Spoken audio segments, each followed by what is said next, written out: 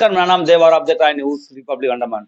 आज मैं बताना चाहूंगा माया बंदर में धरना प्रदर्शन दिखा गया और धरना प्रदर्शन एक इंजीनियर के खिलाफ में, जो पीआरआई का इंजीनियर है, उनके खिलाफ में जो धरना प्रदर्शन की जा रही है। मिडिल अंडमान रंगत के जो प्रमुख द्वारा जो है इस धरने को लीड किया गया और जानकारी लिया, प्रधान से जानकारी लिया, प्रमुख से जानकारी लिया और भी काफी स्थानीय प्रधान जो सब एक साथ होकर जो है माया बंदर डीसी ऑफिस के सामने जो है धरना प्रदर्शन किया। और वो धरना सिर्फ चाहते हैं वो जो इंजीनियर है पीआरआई का, उनको तुरंत जो है यहाँ से ट्रांसफर किया जाए या तो उनको निलंबित किया जाए, क्योंकि ये भी कह रहे हैं कि वो जो है काबिल नहीं है इंजीनियर का कार्यशैली को लेके। ये भी सवाल उठाए जा रहे हैं और इंजीनियर के खिलाफ नाराबाजी भी हुआ है। चलिए इसके बाद देखते हैं ग्राउंड रिपोर्ट। धन्यवाद।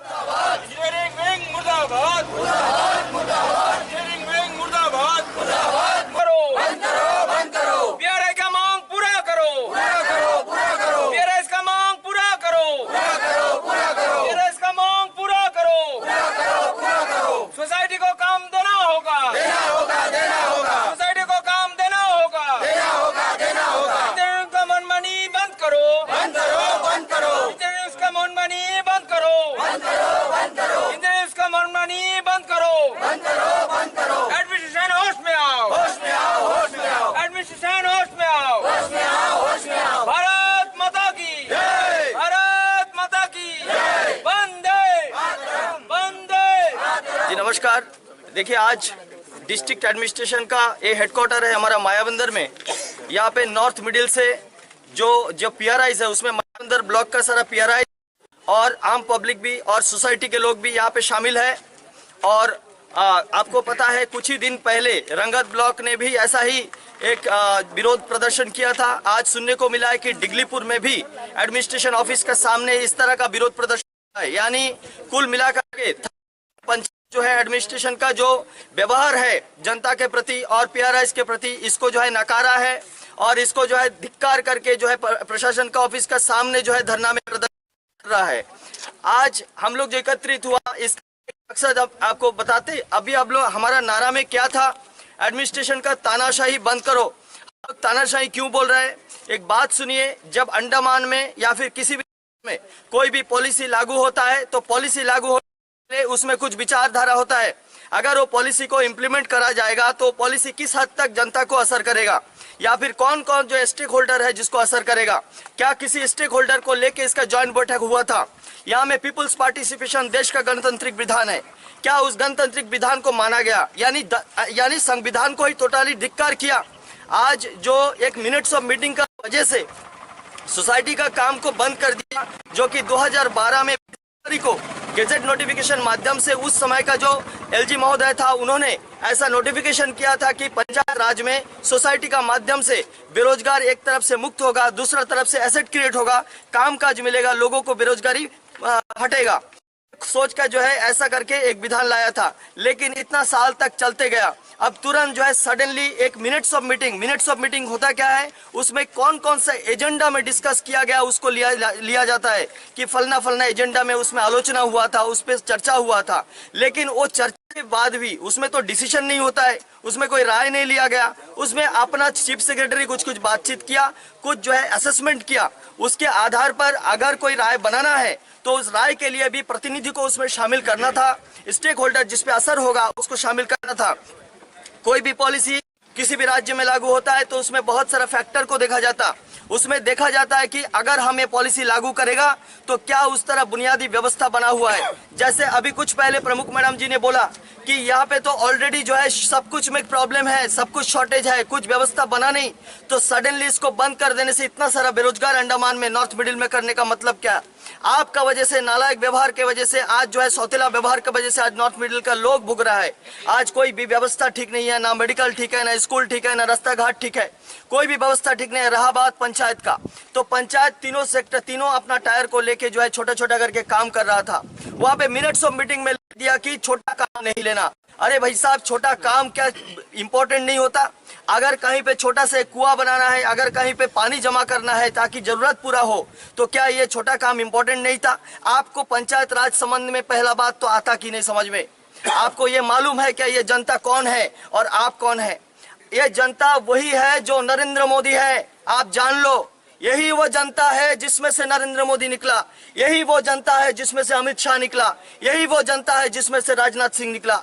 आप उनको फॉलो करके जा रहे हैं। ये गवर्नमेंट है, ये जो लोग बैठा है ये लोकल सेल्फ गवर्नमेंट है, यही सरकार है और आप जो है गवर्नमेंट का एम्प्लॉई है। आप ये बात को ध्यान में रखें और पॉलिसी आप मत बनाइए, पॉलिसी हम बनाएंगे, उसको आप लागू करना है। सिस्टम तरीका ध्यान में रख के, जुडिशियरी सिस्टम को ध्यान में रख के लगाइए, लेकिन इस तरह का नहीं जहां पे बुनियादी व्यवस्था नहीं है। आपका 37 पंचायत के लिए एक एग्जीक्यूटिव इंजीनियर आप टेंडर कितना कर पाएगा बोलिए ना। 37 पंचायत जो है 4-5 करके काम देगा, 4-5 काम मिला के टोटल मिला के कितना हो जाता। अब कैसे इसको पूरा कर पाएगा, कभी भी पूरा नहीं कर पाएगा। रहा बात सोसाइटी का, आप जान लो सोसाइटी ये 3 साल में मान लीजिए 300 काम किया है। पूरा नॉर्थ मिडिल में सोसाइटी 300 काम किया है। आपका एग्जीक्यूटिव इंजीनियर से पूछिए कि कितना काम टेंडर में हुआ है, मान लेते हैं कि 200 काम किया है। अगर ये 300 काम सोसाइटी का भी बंद कर दे तो अगला 3 साल तक ये 300 काम जो है आपका ऊपर आ जाएगा, इंजीनियरिंग विंग के ऊपर आ जाएगा। उनका कैपेसिटी अभी वर्तमान में 200 काम करने का है। क्या ये एक्स्ट्रा जो 300 पाएगा, और वो 300 काम छोटा मोटा था। और आपको बता देता आपका नाकामी कहां पे है। आपका नाकामी है पंचायत राज को और संकुचित करने का।